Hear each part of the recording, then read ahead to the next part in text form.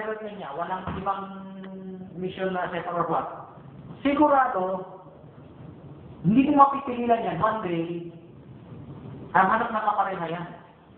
Pag hanap ng kapareha yan, hindi yung gusto mo kapareha. Ngayon, kung maaga pa, may set up na, o pinag-usapan na, inaayos na yan, yung set up. Dito siya nakakapamili sa set up. Dito muna siya, kasi nga, ayaw ko talaga sa ano. Ayaw ko sa Kristiyano, sa Entertainment. Ako siya ng kaibigan niya. Ha? Oo. Yan ang kaibigan niya. Ngayon, itong setup, hindi ko ito sa inyo.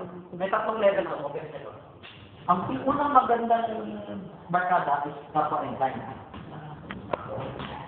Ang unang magandang barkada. Pag may kapwa and time, within and without and time na.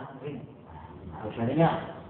Responsable yung mga and sa ibang churches kasi parang lumaki sila sa denomination type na sektor. Merong denomination na responsable kasi merong denomination na worldly na rin. Denomination na hilaw. Second choice is denomination. And last choice is one-on-one. Convert. Hindi lang ito one-on-one. Yung walang mo, pwede ma-try ng iba yun, biglang mag-convert. Yung innocente, kailangan convert or proselyte. Pag yung innocente, yung ay hindi pa na-convert yan, pero tuloy-tuloy ang set-up, naka-pending siya. Ito yung masaklas. Magkakagusto na siya, hindi pa siya naka-convert. Nakakatakot yun. Ano bakit? Magiging hadlang yun sa conversion. Kaya, as part of training, yung may gusto na bawal ng obligation kasi masisira yung training. So, napaka-sensitibo nito. Ito kasi yung last choice. Wala kang denomination, wala kang ibang empire na mami. Pero sa binigay ng Panginoon sa atin, hindi tayo nabubuhay sa China, hindi tayo nabubuhay sa ano. Nabubuhay tayo sa open lot, kakadilan lang sa loob ng Amerikaya lang. Bini konti, mga ganyan.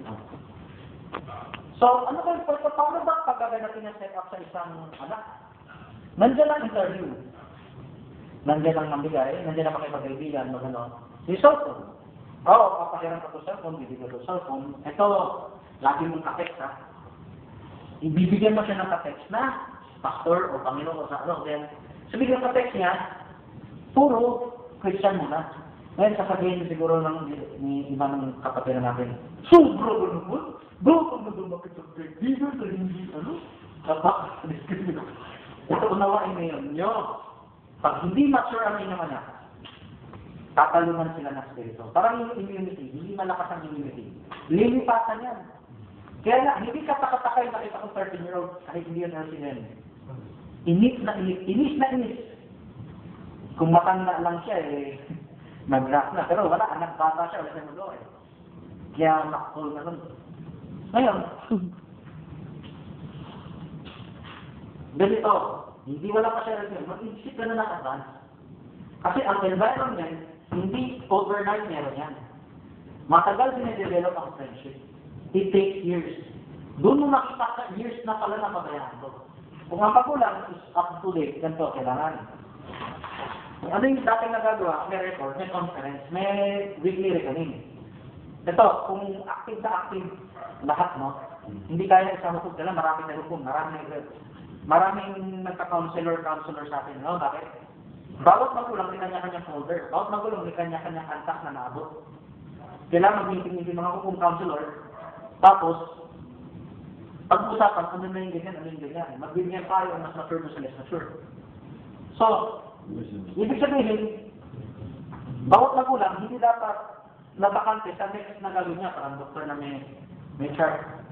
Kasi ito, ay dapat nakabala ka na, nakapila na, nakahanda na, part ito dapat ng excitement ng buhay. Di ba natin ang setup? Hindi ka lang ito kukuha ng PDS. Hindi ka lang ito kukuha ng Canada. Dito ka kukuha ng purpose.